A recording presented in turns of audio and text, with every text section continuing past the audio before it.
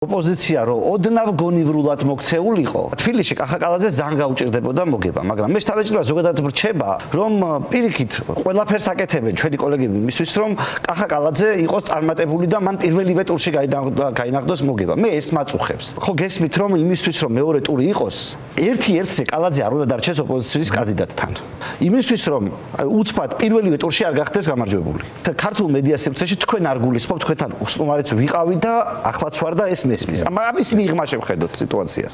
ფაქტობრივად ჩანს ორი კანდიდატი. მაშინ როდესაც მინიმუმ კიდე ორი არსებობს.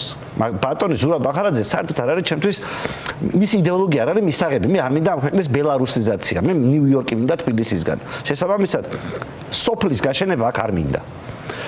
იმ ხალხს საერთოდ სხვა მოსაზრება აქვს. ჩემთვის ძალიან მიუღებელი, მაგრამ მიზანი ის ხო არ არის მე და ზურა მახარაძის შორის რაღაცა ვარკვიოთ ახლა. მიზანი ხო ის არის რომ მოდი მეორე ტურში გადავიყვანოთ ამბავი. რატომ ვარ მე დაბლოკილი ოპოზიციურ მედია არხებზე, მაშინ როდესაც ლელოს კანდიდატი სულ არის.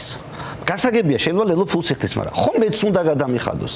თუ აქ ფულია პრობლემა. იმიტომ რომ თუ შენ მოგება გინდა.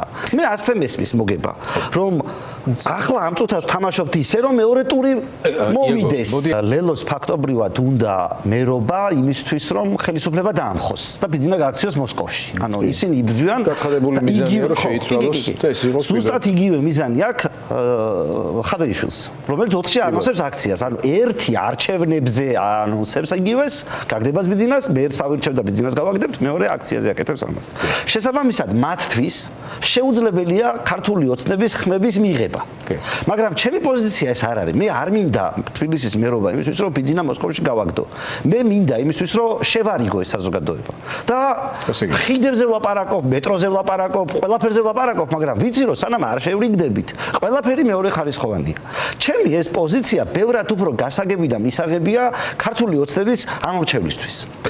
ასევე ქართული ოცნების ამორჩევლისთვის უფრო ახლობელია ხშირ შემთხვევაში ზურა მახარაძის პოზიცია, ვიდრე ლელოს პოზიცია.